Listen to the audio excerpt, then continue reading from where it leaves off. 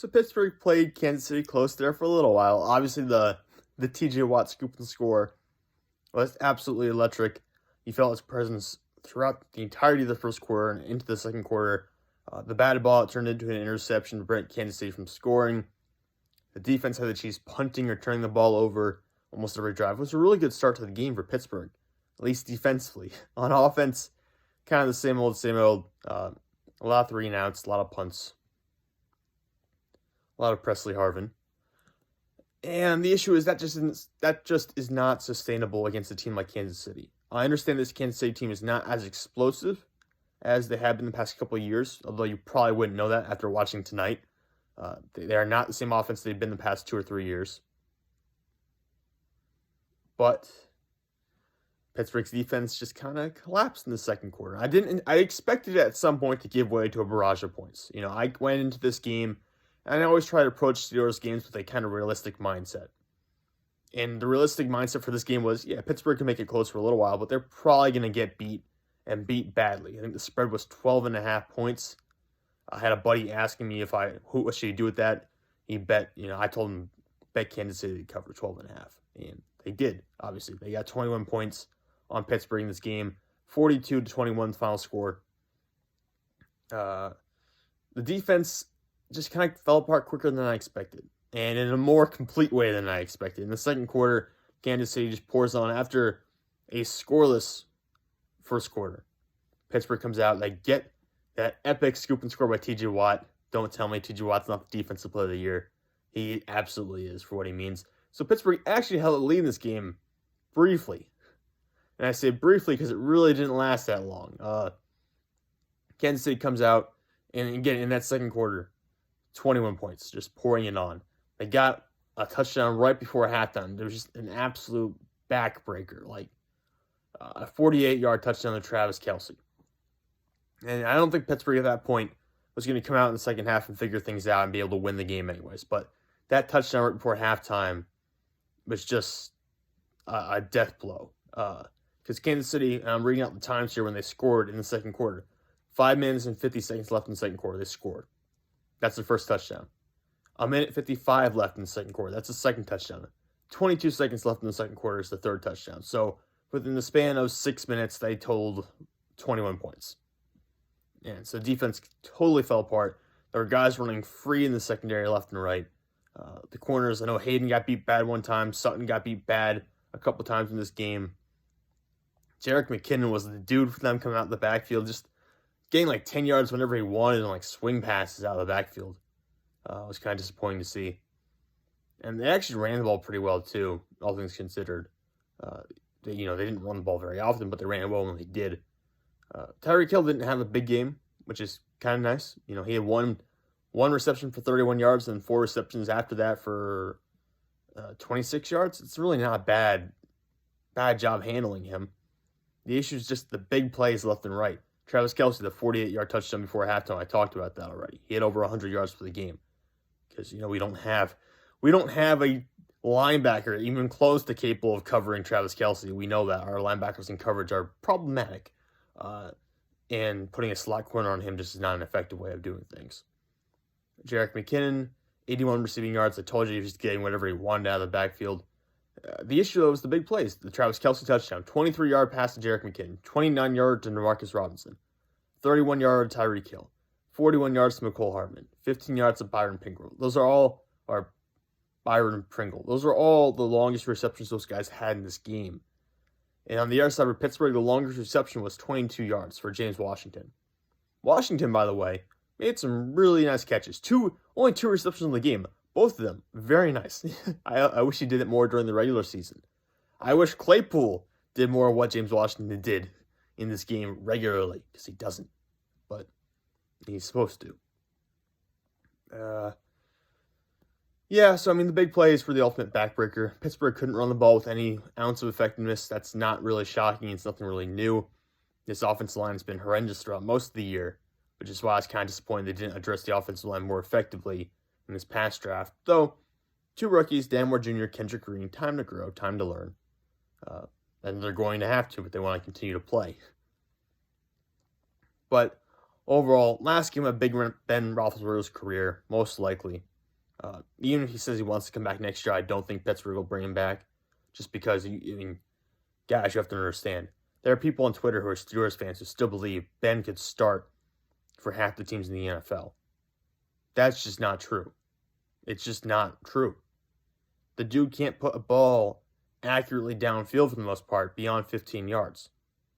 And at times, he looks pained and struggle to throw the ball 9 yards downfield. Yeah, it just... Philip Rivers at the end of his career. And people always... Because Philip Rivers always had a weird release. It always looked like he had to put everything behind the ball to chuck it downfield. Like he was throwing like a medicine ball almost. He was more accurate and he had more arm strength at the end of his career than Ben does right now. So, Ben is done. I wish he could have gotten the touchdown at the very end of the game. I wish there was another 15 seconds for him to score. But I think he should be... You're never going to be content losing in this situation. I get that. But I think you should be content with how the year ended. I thought Pittsburgh were to go 9-8 or 8-9 this year. They ended up going 9-7-1. So they outperformed my expectations by about half a game. They make the playoffs by beating Baltimore in overtime in Baltimore in the final week of the season.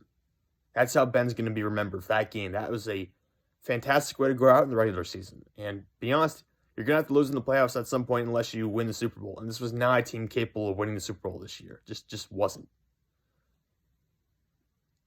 But being able to, as a team, put up 21 points against Kansas City, yeah, you lose by 21, but you almost score at the very end of the game.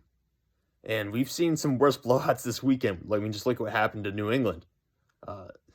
Just look at what happened to Philadelphia. I don't think it was... This day was not as bad as Philadelphia. Philadelphia scored their final 15 points. The only points they had that entire game in the final quarter in garbage time. Pittsburgh led this game at one point, and they scored in the third and in the fourth quarter. So not as bad as the Philadelphia game, not as bad as New England Buffalo. Which tells you just how many blowouts we had this weekend. But, overall, Ben, 2 passing touchdowns. I think he has to be... I shouldn't say that. He's probably not happy. He's not going to be happy about this, but given time to reflect on the situation, this might be one of the best possible ends for Ben Roethlisberger. Considering what the team had around him this year, what the expectations were for this team, this is not a bad end. This is one of the better ends she possibly could have had if you just written down realistic scenarios at the start of the season. This is one of the better endings possible. So, take a little solace in that. Takeaways from this game. The defense, like I said, collapsed in the second quarter. I think the pass rush just kind of vanished for a little while there. It came back. T.J. Watt eventually got sacked in this game. He had pressures throughout the game. He had a couple of holding calls, call against tackles trying to stop him. Obviously, the batted pass and the fumble recovery for touchdown. So Watt was all over the place again, although a little bit inconsistent. Highsmith had a sack in this game, although he didn't get called for roughing the passer call at some point. That was just a dumb play call. You don't need to do that. Not much more to really talk about. It's kind of, as crazy as it is, this game's pretty straightforward. A very high-powered Kansas City offense versus a very anemic offense in Pittsburgh that kind of has to grit and grind and not get behind on downs and stuff like that. They has to kind of go 5 or 6 yards at a time to get into a 3rd and 8 situation or 3rd and 10 situation. You're probably not going to get the first down. That's kind of what Pittsburgh's offense is. And Kansas City is obviously the exact opposite of that. So ultimately not a shocker this game ended up this way. Some final takeaways for the season maybe. I'll do another video on this later, but some final takeaways for the season or some players I want to see improve. Kendrick Green obviously has to do a lot. Dan Moore Jr. has to do a lot if they want to even start next year. They're going to be on the roster obviously, but they want to start and see significant playing time. They need to get better because they are both horrendous this year for the most part. Yeah, they had moments, but they were not, as a whole, very good. Deontay Johnson, the drop problems showed up again in the second half of the season. He was towards I think he probably actually would have been tops in the NFL in drops for the second half of the year. The drops are still there. He needs to fix that. That cannot be an issue for someone like him who's going to get the workload of a number 1 wide receiver. He has to figure that out. Elsewhere, Chase Claypool, this is a guy who at one point I said has 1,000-yard potential. I still believe that. The issue with him, though, is in the contested catch situations where he should win. And at times where he's gotten the ball, both hands on the ball in contested catch situations, he's not come down with it. And that's his job. That's what he's supposed to specialize in, the contested catches. So not being able to do that, he needs to fix that. And he needs to come down with these balls. He's dropped so many of them and been a total liability in contested catch situations. His specialty, and he's just not been able to do it. Granted, he's a guy who's supposed to be a vertical threat, and having a quarterback that can't throw the ball accurately vertically is a major problem. So maybe he'll improve next year. Well, I think all the receivers will improve next year with a quarterback who hopefully has better arm strength and better accuracy downfield. But, for now, work on some of the things you can work on. Contested catches for Chase Claypool and higher effort in those situations. Najee Harris, the one fumble he had all year long, came to the playoffs. Go figure. It happens. His first fumble of his career. Not much for him to improve on. He's pretty much the finished product we kind of expect him to be. He doesn't have a lot of wiggle, unfortunately, or a lot of great speed. He's not going to break away and run for 80 yards and score a touchdown, or run for 60 yards and score a touchdown, frankly. He doesn't have that kind of breakaway speed. But he has the power. Hopefully we get a better offensive line in front of him to actually help him out. Next year, on the defense, Devin Bush, play run defense, get off a block every now and then, please, and be improving pass coverage. Use your speed and agility to your advantage instead of just getting stonewalled and run blocking because of it. On defense, I would say something about Terrell Edmonds, but he's a free agent. Same with Joe Hayden. Cameron Sutton needs to perform more like a true outside corner. I still believe he's better off in the slot. I don't think he's really an outside guy. I'm going to go to my grave with that thought in mind. And yeah, that's because that's a wrap. I'll probably do more Steelers videos later on. Maybe even the next couple of days. Maybe a draft video or two. But for now, that's a wrap on the Pittsburgh Steelers 2021 season.